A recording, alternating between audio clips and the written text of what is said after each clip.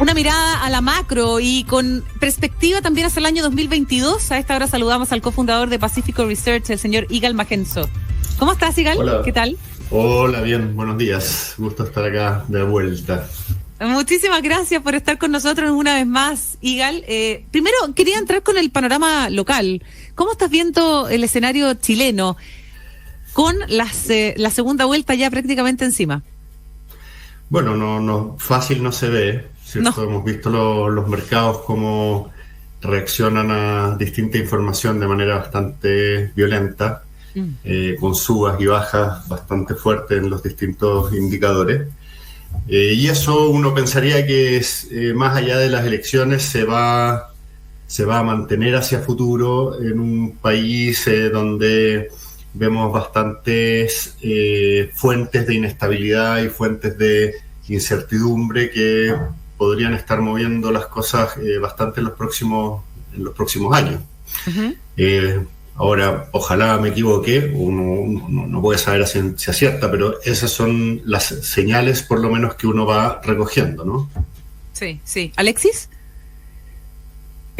Sí, hola Igal. Hola, básicamente, preguntarte un poco, nosotros hemos visto las noticias sobre la variante que hay hoy día, pero ¿cuál es el impacto que ven ustedes, no solamente bajando de los macro a micro, del impacto mundial, Latinoamérica, y cómo llega a Chile y cómo podría llegar ese impacto económico? La famosa Omicron.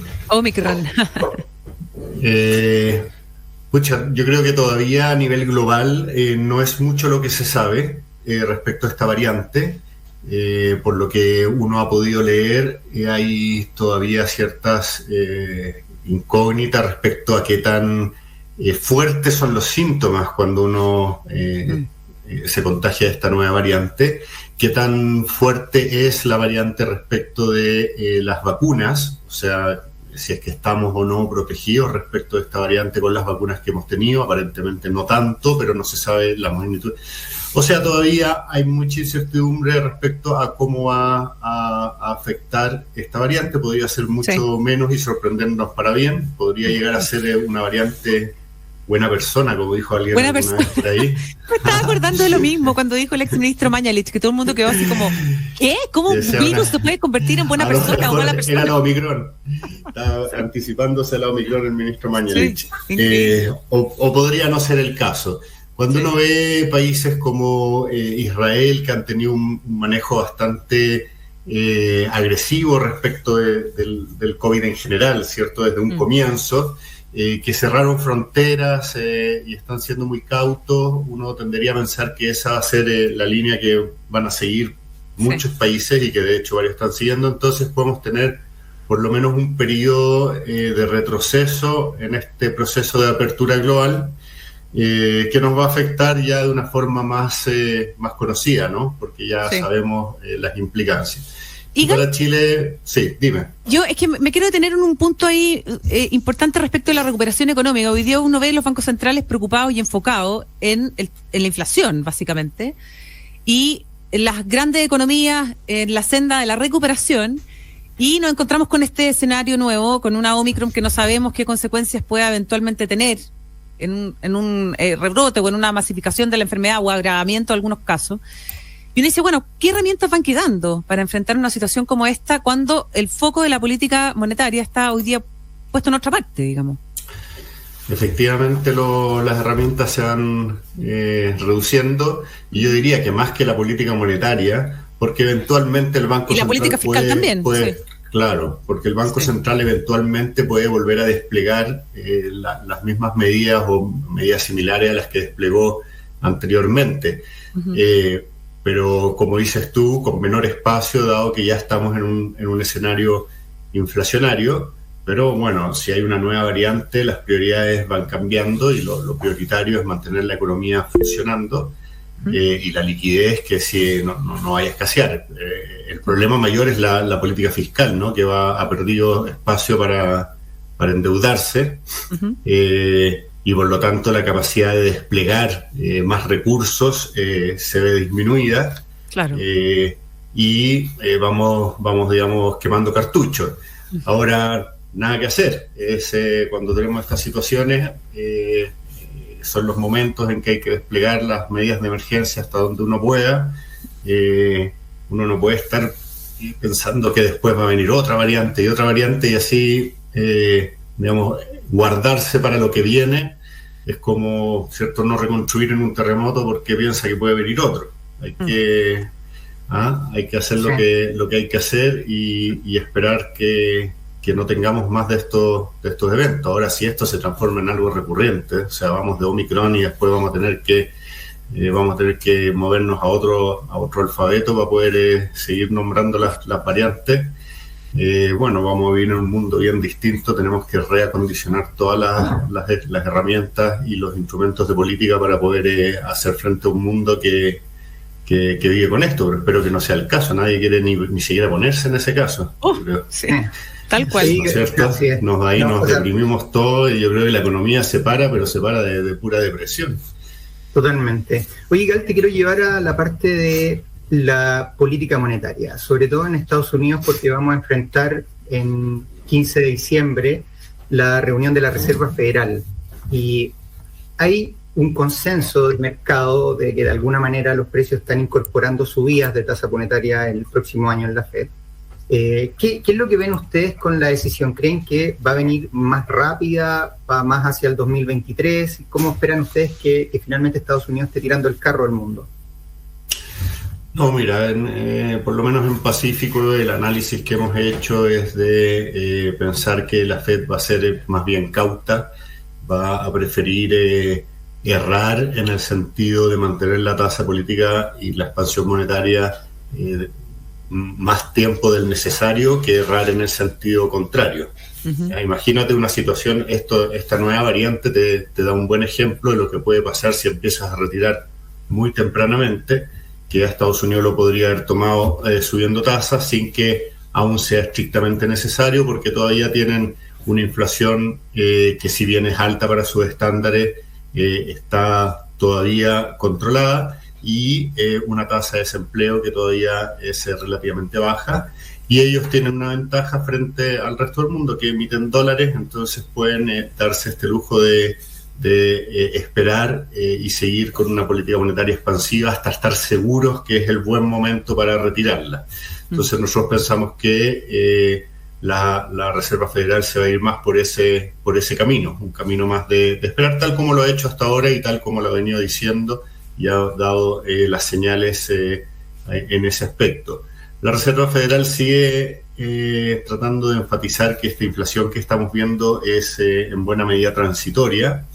¿Te parece que sea transitoria? Porque cuando uno mira las cifras se escapa completamente los niveles de inflación a lo histórico. Entonces uno se queda con el discurso que es transitoria, pero ¿te parece a ti realmente? No, uno lleva escuchando la transitoria muchos meses.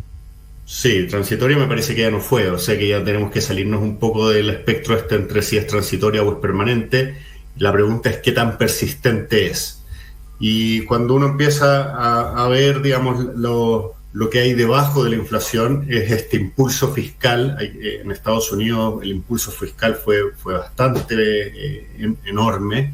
Eso generó una gran demanda por bienes y servicios, sobre todo por bienes, digamos, en el mundo, y eso ha empujado los precios hacia arriba. Acá, más que un problema de oferta, es que la demanda aumentó muy rápidamente, en muy poco tiempo, y la oferta no tiene capacidad de adecuarse a esa situación, y por lo tanto empiezan a subir los precios. Ahora, ese impulso fiscal es posible mantenerlo para siempre. ¿Tiene el consumidor suficiente optimismo y recursos y riqueza como para seguir consumiendo con esta fuerza de manera más persistente? Las disrupciones de cadena de suministro se van a quedar para siempre. Yo diría que las respuestas a esas preguntas en general son no.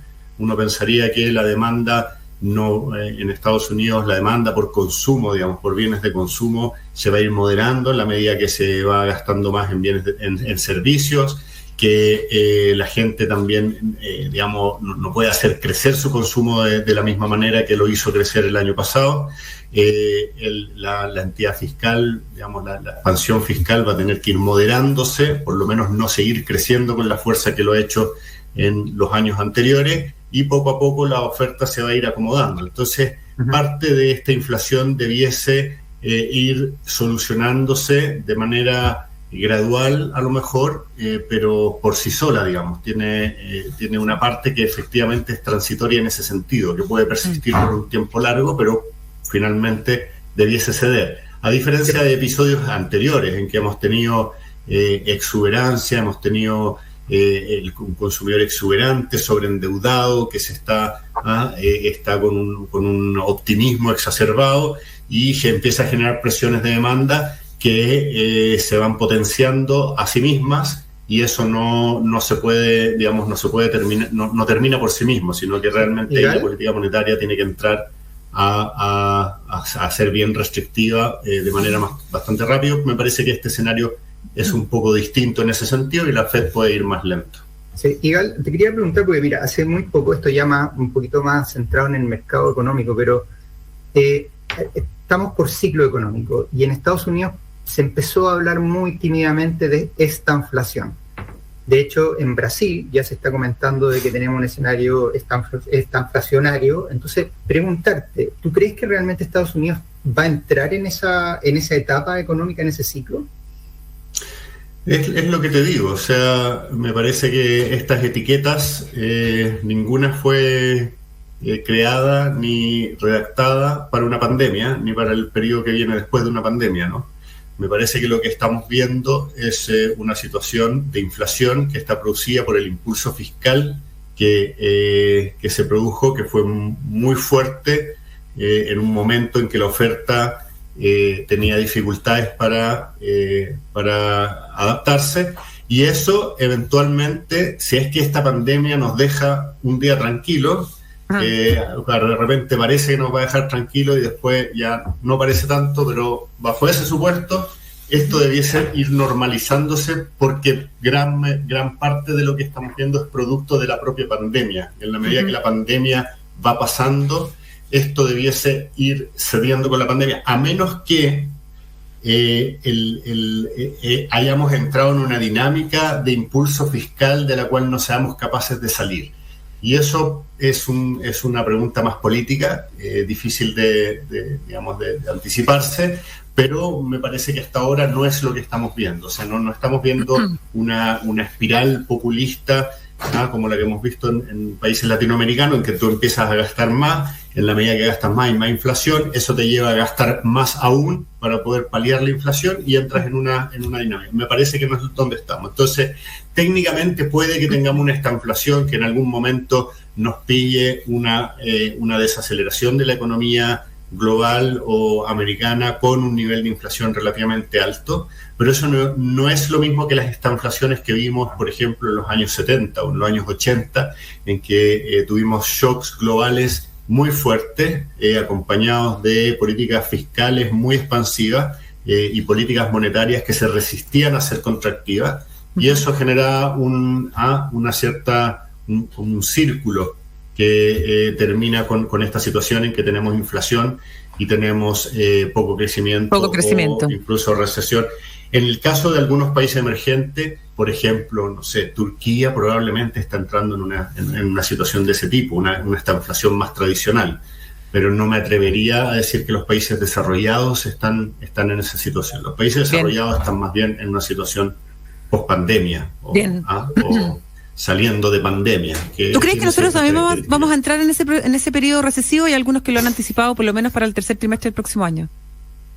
Yo creo que, digamos, es bastante probable. De aquí al tercer trimestre del próximo año, mira, son tantas las cosas que están pasando que yo creo que es importante para todos mantener una actitud de que estamos enfrentados a una situación de alta incertidumbre y que nuestra capacidad de anticiparnos a lo que va a pasar es bastante baja. ¿Ya? En Pacífico es algo que discutimos mucho, es que llegamos a conclusiones y luego tratamos de matizarlas en base a la cantidad de sorpresas que hemos tenido recientemente, a nivel global y a nivel local, ¿cierto? Cuando todos estábamos hablando de qué es lo que va a hacer la Fed, de cómo seguimos para acá para adelante, si esta inflación es permanente o transitoria, ahora estamos hablando de Omicron.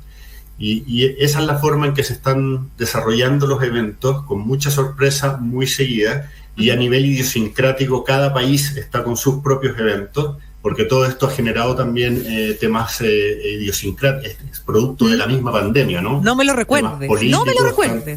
Ya, en Chile lo vivimos, digamos, sí, en Chile nos recuerdan no a diario, a minuto. Sí. En radio, uno escucha Radio Pauta y no sé, a cada hora te están contando algo diferente. Entonces, pensar que uno puede anticiparse al tercer trimestre del próximo año está bien. Uno puede tener escenarios, pero hay que ser bien cauto con esas proyecciones de tan mediano plazo y mantenerse flexible, mantenerse bien dinámico, digamos, en las respuestas y en estar abierto a cambiar de escenarios, ¿no? Gracias, Igal.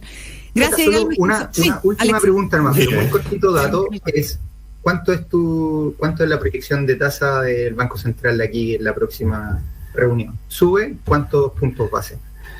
Mira, todavía hay que ver algunos datos, particular inflación, el IMASEC que va a salir mañana, pero todo indicaría que el Banco Central va a subir otros 125 puntos básicos, cosa de ya mantenerse bien cerca de la tasa neutral en circunstancias que la inflación ya está sobrepasando los 6% acá en Chile y la inflación global también está empujando hacia arriba, el tipo de cambio se sigue depreciando, ¿cierto? Entonces son todas cosas que también van a calibrar en la medida que nos acerquemos al mismo día de la reunión, pero yo diría que en torno a eso, con una perspectiva que la tasa siga subiendo hasta aproximarse quizás a 5,5%, superar un poco 5,5%, y dependiendo cómo se van dando las cosas, digamos, mantenerse ahí o quizás subir otro poco más. Eso ya va a depender de cómo sean las variables.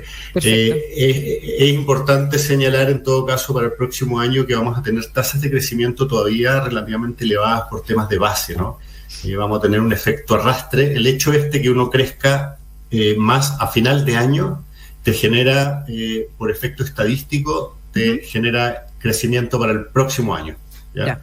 Entonces, si terminamos el año al alza, después nos comparamos, los primeros meses comparamos con años bien bajos, vamos a tener cifras muy elevadas. Bien. Entonces hay que tener cuidado también ahí con confundir efectos estadísticos con optimismo. Entonces, cuando empecemos a ver proyecciones de crecimiento el próximo año de 4% o de 3%, no es que estemos pensando que el próximo año va a ser súper bueno, sino que tenemos este efecto arrastre, que si creciéramos 0% el próximo año, aún así vamos a tener algo así como 3,5% asegurado. Igal, 1.000.000 de gracias. Tenemos que irnos rápidamente a la pausa. Muchas gracias por haber estado hoy día con nosotros junto a Alexis Hoces en Más que Números. Que te vaya muy bien.